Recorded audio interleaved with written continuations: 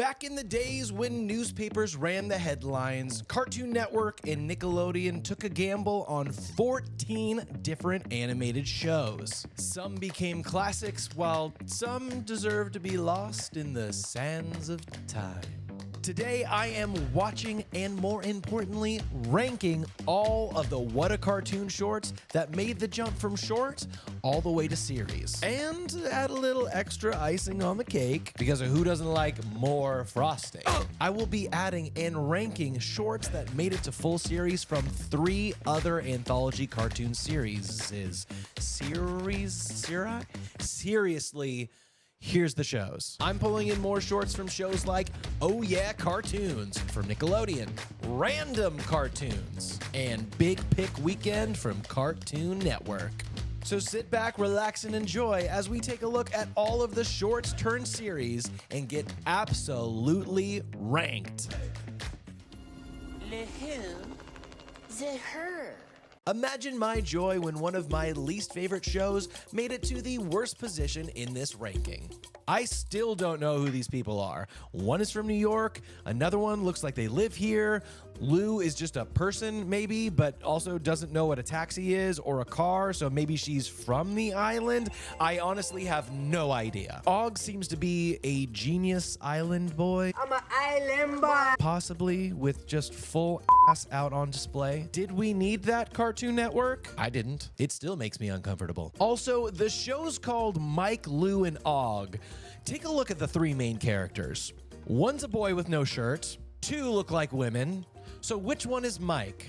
Wrong. It's not the boy. For some reason, it's this girl. Why not let that be Lou? Like Lucia or Luciano or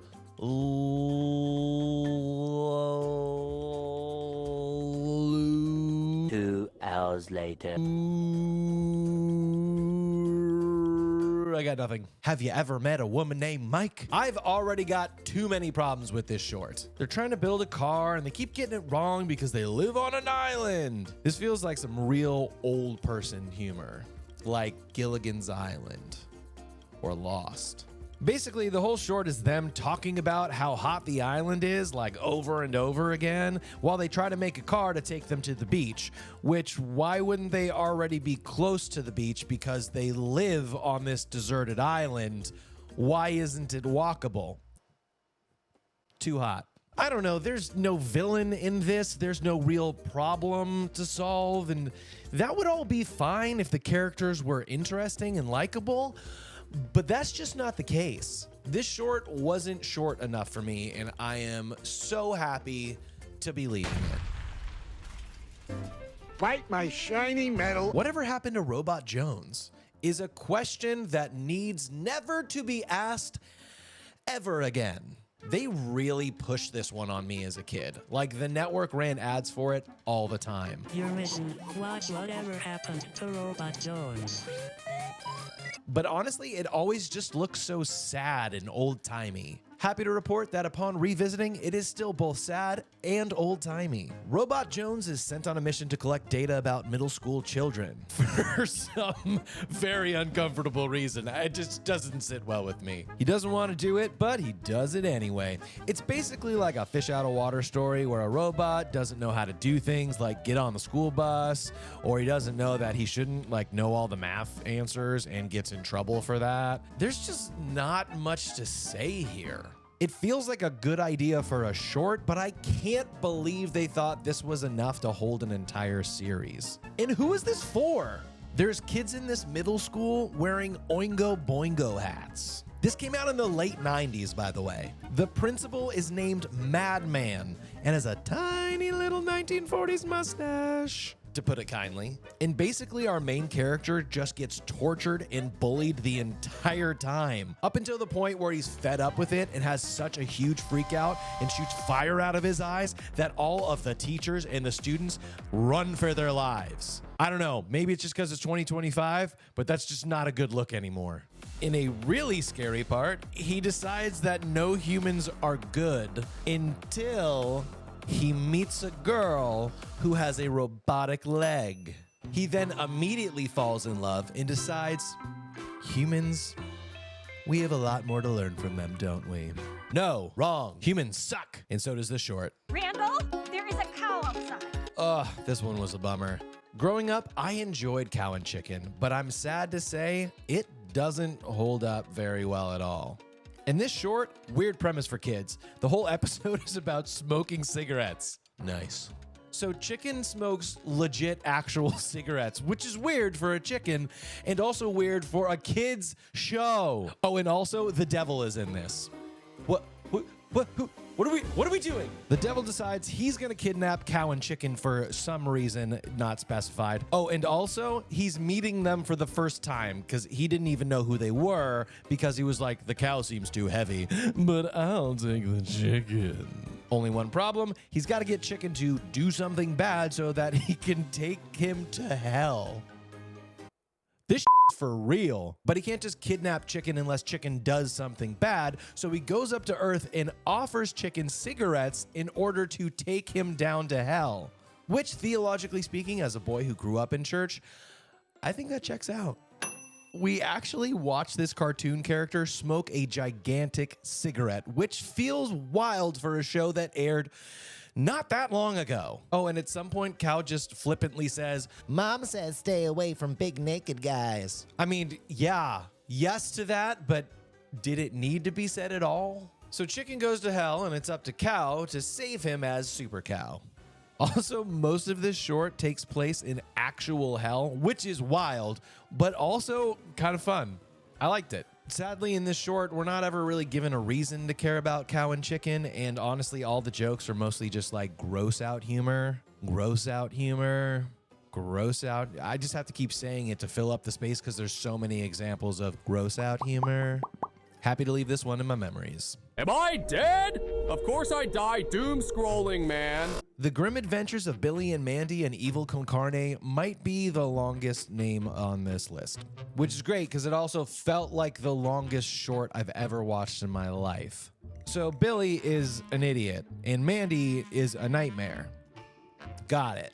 But the good news is that it's their hamster's birthday. And better news, it's also its death day. With their hamster's upcoming passing brings in their soon-to-be newest friend, Grim, who is the Grim Reaper.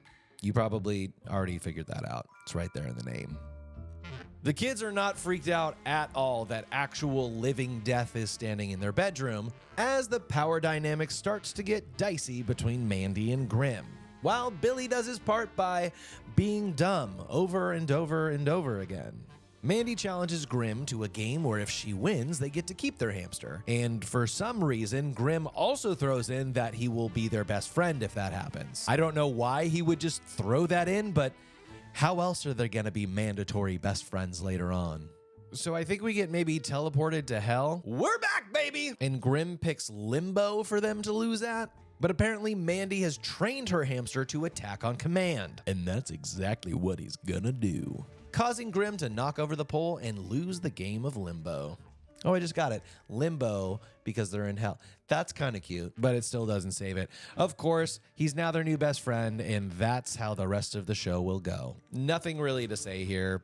They presented a problem, there was some stakes, and then we got to the solution. No real hurdles, just existing. Get in, loser. We're going shopping. Things start to shift here a little bit, but not drastically.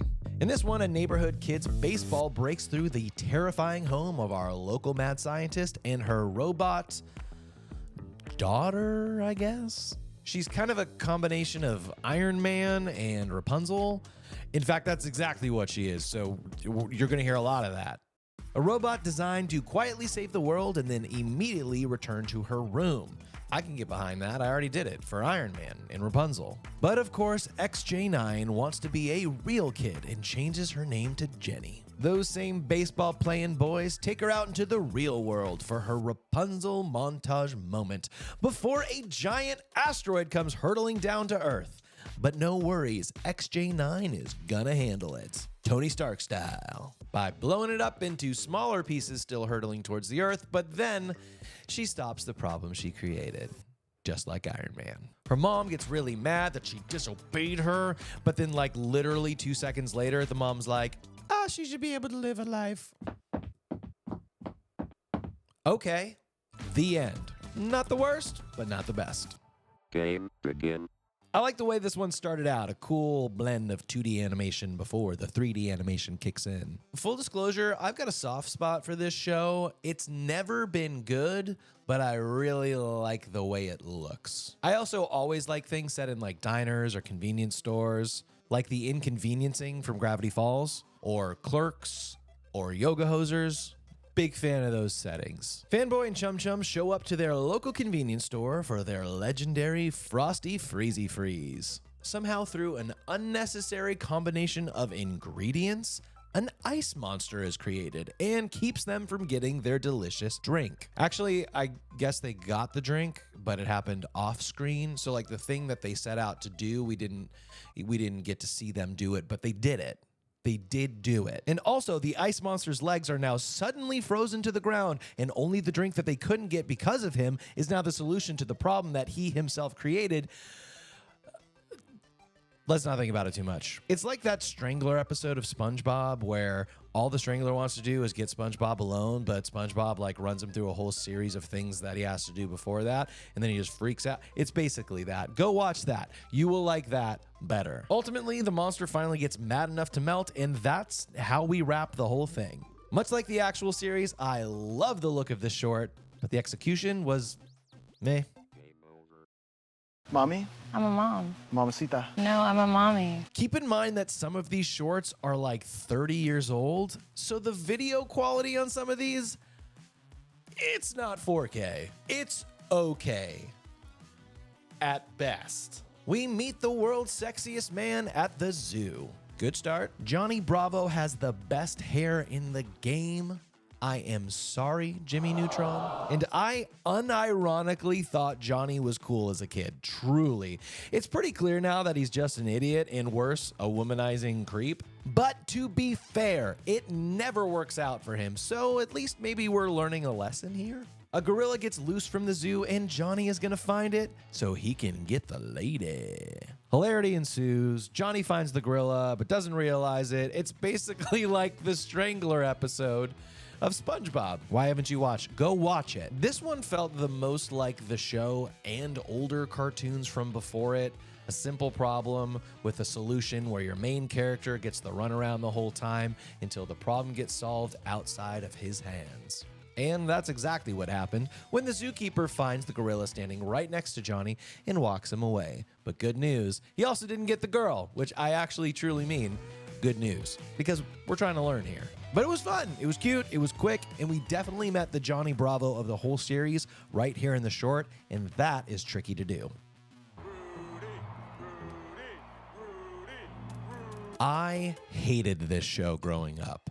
The only time I got to really see this show was early on Sunday mornings when I had to wake up earlier than anyone should have to on a Sunday, and this was not what I wanted to see. Rudy and his friend Penny make a hamster maze, but they left the hamster at school. So Rudy uses his magic chalk to draw a circle on his chalkboard and travel through time and space to get to his school. If I'm a kid with magic chalk, I'm not going to school. I did school. I already did it. I did school. I'm going to Azkaban. No, Hogwarts. Better choice. Better choice. No, the field trip where Harry couldn't go but went anyway. That place. That's where I'm going. But the premise is fun. Magic chalk, magic chalkboard, can go anywhere. Very fun. Super cool. Love it. But then we meet his wacky sidekick, which I'm pretty sure we don't even get a name for in this short. And that's when we stop listening to our smart friend Penny because she's just a side character. And we go with this new loony guy to all of the wrong places. And we complain every time. Ultimately, they make it to school and they get the hamster, blah, blah, blah, blah, blah, blah. And then they walk home at night from school. Feels like we could have just drawn a portal home, which they did, but then they came back and then walked home in the middle of the night. Why? I like the short better than I liked the show, which was a pleasant surprise for me. Lots of potential here, just not enough execution. It's a bird. It's a plane! Another banger from my childhood. The Powerpuff Girls are judging a jam contest. Fair enough. Fuzzy Lumpkins gets real mad when his meat jam loses the contest, causing Fuzzy to seek revenge using his homemade meat gun, which he probably should have just entered into a science fair rather than the jam contest, but like, whatever. He terrorizes the town, turning everything into meat. Love this. So fun, so cartoony. Yes, we love a ridiculous premise. We've got an old version of the mayor here, which is a bummer. But what are you gonna do? It is. But he doesn't even have an assistant yet. That's the real tragedy. Anyway, the girls defeat Fuzzy with his own meat blaster because Bubbles got meat on her hair, I guess, and the day is saved. Love it. Great. Also, these 7-minute run times are muy bueno for these shows. Forget 11. Let's do it in 7. That's 3. Let's do it in 7.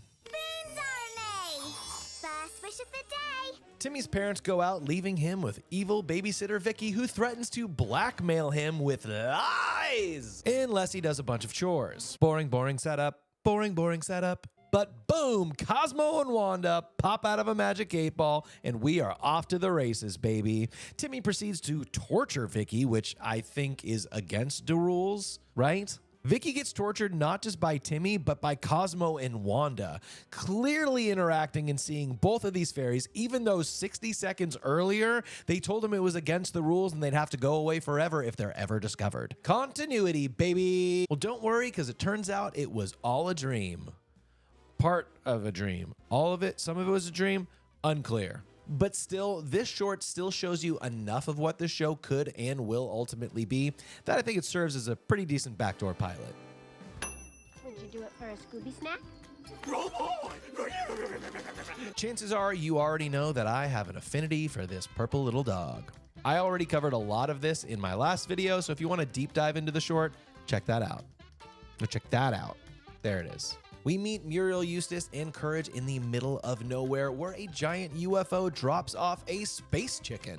That chicken then proceeds to lay crazy space chicken eggs in the chicken coop, and Muriel cooks them up and serves them to Eustace, essentially and literally turning her husband into a giant chicken. Courage, of course, has to save the day, so he fights off the space chicken and steals his ray gun. When he uses it on Eustace, of course, Eustace turns back into a human. No, he doesn't. He just kills Eustace, which is a really weird way to do this. It's pretty great, though. It does a great job setting up what the show ultimately will be, which is Courage trying to solve a crazy over-his-head problem that usually Muriel isn't aware of, and that certainly Eustace won't help. I love it. Check it out. The grown-ups have extended their Adult Swim so the kids can swim for even less time. A fun premise for a kid's short. I would like that. Plus, anytime I hear the phrase Adult Swim, takes me right back to my childhood. Shout out to Home Movies. And The Brack Show. And Aqua Teen Hunger Force. And the Venture Brothers. Probably gonna have to do a video on that stuff soon. Those good times. So what's the solution to all these adults in the pool? Well, the kids are gonna jump into the pool and make it so unpleasant for the adults that they have to get out. Love it! If only it were that easy. Cue the evil lifeguards who send the kids to the terrible kiddie pool in the middle of a dirt patch. But that's not gonna stop them. Not the kids next door. Cue the giant Megazord clubhouse situation. Basically the Power Rangers. That's all it takes to regain the pool in this 7-minute short. Oh, wait a minute. No, it's not, because the lifeguards have their very own machine thingy, which can only be stopped by one thing and one thing only. Snacks, which works. Okay, fine, sure, why not? The kids steal the lifeguards machine deal and then drill a hole in the bottom of the pool to keep the adults out because it drains it, but it also keeps the kids out too, so it leaves on one of those, like, not really a solution things, which is kind of the theme in a lot of these. It's like, fun setup, cool action, the end. But what are you gonna do? I'm not complaining. I am complaining. Stop complaining. It was a fun watch. We get to meet basically Dexter's whole family, excluding his dad. But it totally sets up the show perfectly. We have our annoying, nosy sister Dee Dee, Dexter in his secret lab cooking up his greatest invention yet, a button that when pushed turns you into an animal. What could possibly go wrong? I don't care because it's a fun trope. Dee Dee turns Dexter into multiple animals. Very fun. And the two race through the house turning each other into animals. Very fun. A lot like that Gravity Falls episode, I think it's Carpet Diem, where they keep swapping bodies and it's just fun. It's a lot like that. Also, 2 shout outs for Gravity Falls in one video. Check should be in the mail. It was pretty great. I loved it. It was quick, it wasn't overly complicated, but it was fun to watch for the entire time. Also, the show's called Dexter's Laboratory or Laboratory, but it's Dexter's Lab, right? It's just Dexter's Lab. It was his hat, Mr. Krabs. He was #1. As we enter into the coveted #1 spot, I want to preface this with a few things. This show didn't come from What a Cartoon. So if you're a stickler for following the rules set by the title of this video, you should know that the last one, Dexter's Laboratory, where did we land on that? Is the actual #1 pick for the What a Cartoon ranking. But because we opened it up to multiple other shows, the #1 short actually comes from random cartoons. And lastly, this video is sponsored by Square. Just kidding. This show is a lot newer than some on the list, so don't be mad if it falls a little outside of your era. I didn't discover Adventure Time until I was a grown-ass adult. I watched a few seasons of it, and it was a lot of fun, and the overarching story was a joy to watch too. But it wasn't until I started watching it with my 10-year-old that I really fell in love with it. I had never seen this Adventure Time short until I started this video. And while it may be from a different era than some of the other shorts on this list, this short has the heart and soul of Adventure Time even early on. Finn and Jake have to help Lady Rainicorn find her way back to Princess Bubblegum. On the way there, we meet Ice King, one of Adventure Time's most favoritist characters ever. And conveniently, he has Princess Bubblegum held hostage, which is good for the plot. Ice King is always kidnapping princesses. I love seeing this so early on. And that's the thing. So many things from this short follow through the entire series. There's fun creatures. There's fun words like algebraic and elemental. Gunter's here. There's snow golems. Ice King's drum set. His flying beard. It's so fun. Finn and Jake spring into action, saving Princess Bubblegum and reuniting her with Lady Rainicorn. A simple story told in a short time. Except that's not where we leave, because in true Adventure Time fashion, and true just having fun fashion, the episode ends with a new adventure beginning. It's like a cliffhanger. It makes you want to come back and see how that plays out. Plus, Finn gets a little smooch at the end. This is the only short that I can remember that has any type of that love connection at all. I don't like the phrase love connection. Any of the romance? Still wrong. These are children. It hit on that feeling we've all had when we were young and figured out we had a crush on someone. That's what it is. And I thought it was beautiful. The whole thing, start to finish. If you haven't watched Adventure Time, do yourself a favor, pop it in and enjoy. That way you'll always have an answer for the question, what time is it? Adventure Time.